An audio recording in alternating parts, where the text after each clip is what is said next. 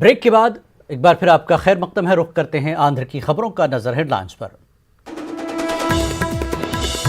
मरकजी dam design panel की team का दौरे पोलावरम प्रोजेक्ट के तामीरी कामों का लिया जायजा। स्पिलवे गैलरी का भी किया मुआयना।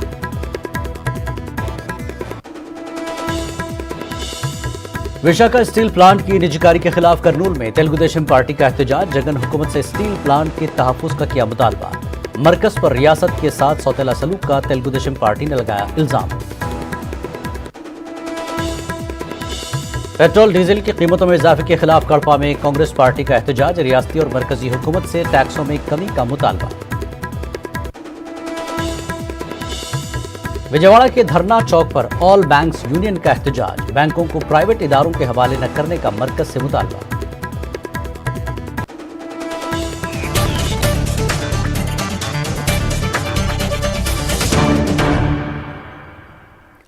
मरकजी डैम डिजाइन पैनल के अरकान ने आज पोलावरम प्रोजेक्ट का दौरा किया। पैनल के अरकान ने प्रोजेक्ट के तामीरी कामों का जायजा लिया।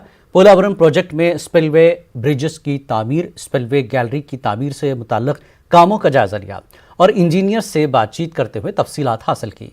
वाज़ेह कि रियासती हुकूमत पोलावरम प्रोजेक्ट को खुसूसी दिलचस्पी पर तामीर कर रही है।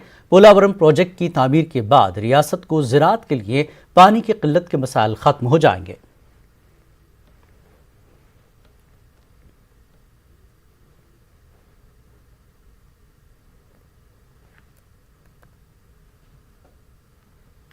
विशाखा स्टील प्लांट को खानियाने के खिलाफ करनूल में तेलुगु देशम पार्टी की जानिब से बड़े पैमाने पर एहतजाज किया गया। इस मौके पर रियासती और मरकजी हुकूमत के खिलाफ नारेबाजी की गई। तेलुगु देशम लीडरों ने जगन हुकूमत से स्टील प्लांट के तहफ्फुज का मुतालबा किया। एहतजाजी तेलुगु देशम पार्टी के लीडरों ने कहा कि मरकजी हुकूमत एक के बाद दीगर तमाम सरकारी महकमों को खानियाने की कोशिश कर रही है। इस एहतजाज में जिला तेलुगु देशम पार्टी के सदर सोमी शेट्टी के अलावा मुमताज बेगम और सैयद अब्बास के अलावा दीगर भी मौजूद थे। जगनमोहन रेड्डी के करतूतों से बहुत लोग तंग आ गए हैं। जब से सियासत में आए हैं तब से इनका काम स्टार्ट हो गया। हर एक चीज़ बेचने वाले हैं, टीडीपी बेचने वाले हैं। ऐसा जो मंत्रालय राघवेंद्र स्वामी जी के जो 500 एकड़ है वो भी बेचने शुरू हो गया। और अब देखें तो विशाखापट्टनम के स्टील फैक्ट्री को बेचने के लिए इन्होंने स्टार्ट किया। हम एक ही उनसे सवाल कर रहे हैं, सर आप रियल्टर है या सीएमजी है? सीएमजी का ड्यूटी क्या होता है? जो स्टेट के प्रॉपर्टीज होते हैं उनको इन्हों संभालना है, उतने ही बल्कि बेचने के लिए इनको कुछ भी अधिकार नहीं है। इसके ऊपर लाखों के आदमी गुजारिश कर रहे हैं, आप कंपलसरी इसको प्राइवेटाइजेशन हम मत करिए। हम जरूर आपसे डिमांड करेंगे।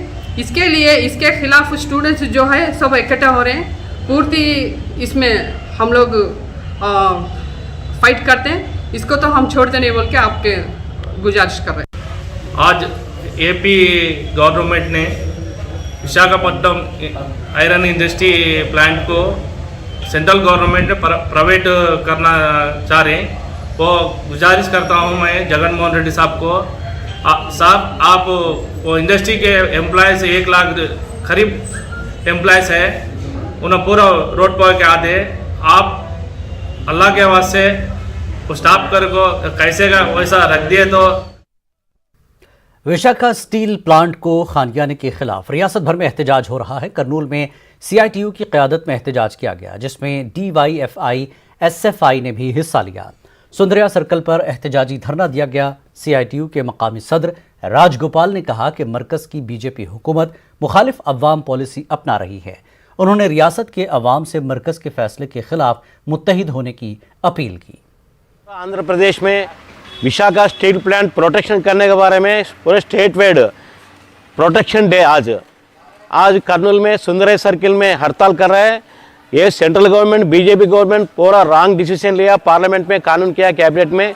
क्या उसका मकसद? विशाखा प्लांट प्राइवेट वाले को दे रहे थे, प्राइवेट कंपनी को क्या फ़ायदा है? कम से कम 2 लाख करोड़ रुपए प्रॉपर्टी वो विशाखा स्टील प्लांट, वो 30 साल के पहले वो सेंट्रल गवर्नमेंट चलाने के वास्ते, गवर्नमेंट हैंड ओवर करने के वास्ते बहुत आंदोलन चले।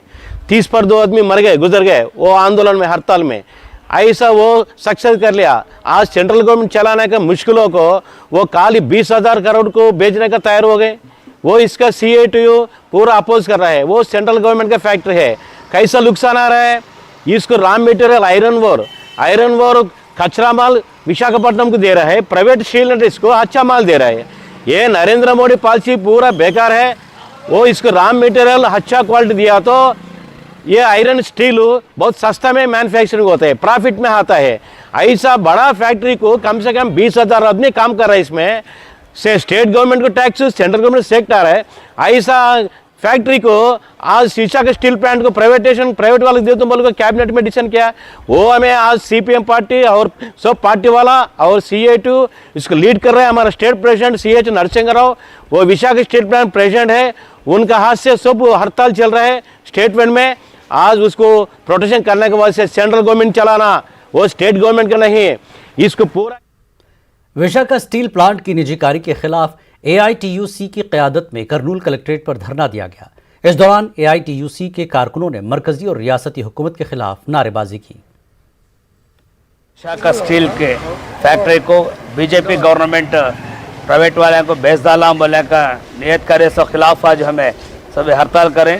बीजेपी हुकूमत आने के बाद एक पूरे गवर्नमेंट के क्या फैक्ट्री कंपनियाँ हैं वो सब भी बेच देती आ रही है। वो BSNL होंगे, LIC होंगे, नहीं बोले तो बग्गू गनल का होंगे, नहीं तो रेलवे होंगे, नहीं तो एयर इंडिया होंगे। ऐसा लाइन से आज जो बीजेपी गवर्नमेंट हुकूमत में आने के बाद पूरे देश को बेच रही है। इसे बीजेपी आज जो देशभक्त के नाम लेको देश को पूरा बेचने के वास्ते तैयार हो रही है। आज एक तरफ वो मजहब को भड़काते हुए NRC, CAA, NPR को फिर लेखा को फिर लागू करते हुए बंगाल को तो पूरे इंडिया को ऐसा करना लगाती बोल को, और एक तरफ डराते हुए और इंडिया को पूरा लूट ले रही। इसलिए हमें जमात इस्लामी हिंद की मजबूत खानदान मजबूत समाज के उन्वान से 10 रोज़ा मुहिम का आंध्र प्रदेश में आज से आगाज हो गया है।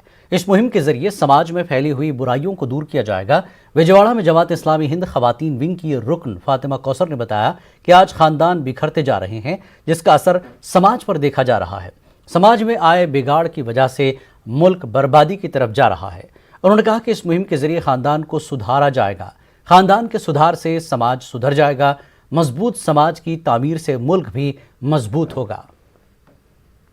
मजबूत खानदान मजबूत समाज, ये मुल्कगिर मुहिम है जो 19 फरवरी से 28 फरवरी तक मनाई जाने वाली है। तो इस मुहिम का मकसद ये है कि हम देख रहे हैं कि खानदान बिखर रहे हैं, जिसकी वजह से इसका असर समाज पर पड़ रहा है और समाज खराब होता जा रहा है। तो ऐसे में जमात इस्लामी हिंद शोबे खवातीन ने ये इरादा किया कि हम पूरे हिंदुस्तान को है ना जागरूक करेंगे, पूरे हिंदुस्तान को जगाएंगे कि ख़ानदानी जो एक अक़दार है उस अक़दार को हम बताएंगे और ख़ानदान की अहमियत को बताते हुए हम ये चाहते हैं कि हिंदुस्तान के अंदर एक अच्छे समाज को कायम कर सके। इसके लिए सबसे पहले हम अपने कैडर की तरफ तवज्जो दिए और फिर उसके बाद इस्लामी माशरे की तरफ भी इस बात की तरफ हम तवज्जो दे रहे हैं कि हमारा इस्लामी माशरे के समाज का भी सुधार हो सके और इसके साथ साथ भारतीय समाज को भी हम ये बताएंगे कि हमारे हिंदुस्तान के अंदर क्या है वो ख़ानदान की अहमियत और हम हमारे जो ज़िम्मेदारान हैं, जो भारतीय समाज के जो दूसरे मज़ाहिब के मानने वाले ज़िम्मेदारान के ज़रिए से भी इस बात को हम पहुंचाने की कोशिश करेंगे कि ख़ानदान की अहमियत है। ख़ानदान अगर अच्छा रहेगा तो समाज अच्छा रहेगा। 10 रोज़ा मुहिम चलाई जा रही है।